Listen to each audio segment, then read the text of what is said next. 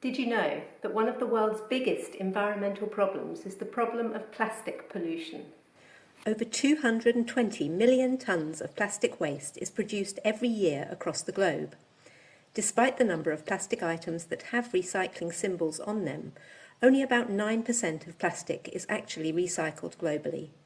And about 50% of plastic produced is single-use plastic, much of it used for only a few minutes and then discarded.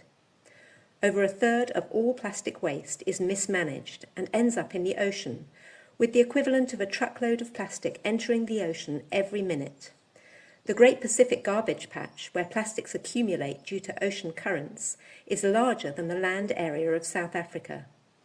Over 100,000 marine animals are killed every year by plastic waste, but humans are suffering too. Each of us will consume up to 20 kilograms of plastic in our lifetimes, in the form of microplastics in our food and drinking water. The impacts on human health are not yet known, but over 1 million people die each year from illnesses linked to plastic pollution. So what can we do about it?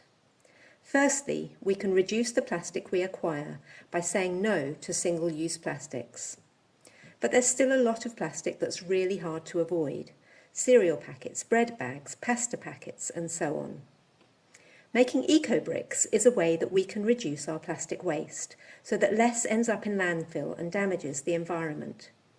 So how do we go about making EcoBricks? You'll need some 2-litre bottles and a stick to help you push the plastic into the bottles.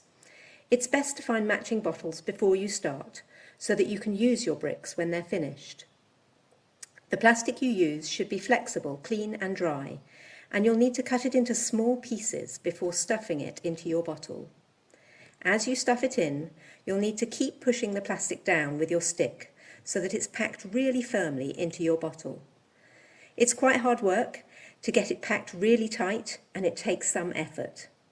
If you stuff your EcoBricks well, you'll be able to get over 600 grams of plastic into one 2-litre bottle. That's this much plastic, all in one bottle.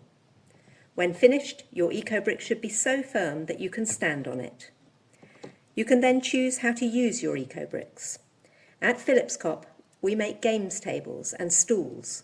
These are made by sticking the bottles together using silicone sealant, and it's best to tie them tight after sticking until the sealant is set.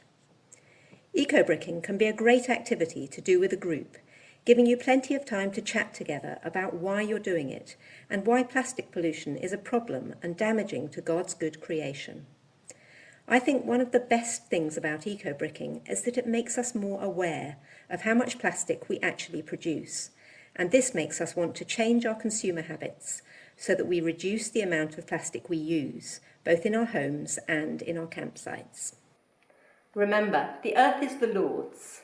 Next time you're shopping or catering and are faced with a choice that impacts the amount of plastic waste you'll produce, how will you make your decision in a way that acknowledges and worships the Lord of creation?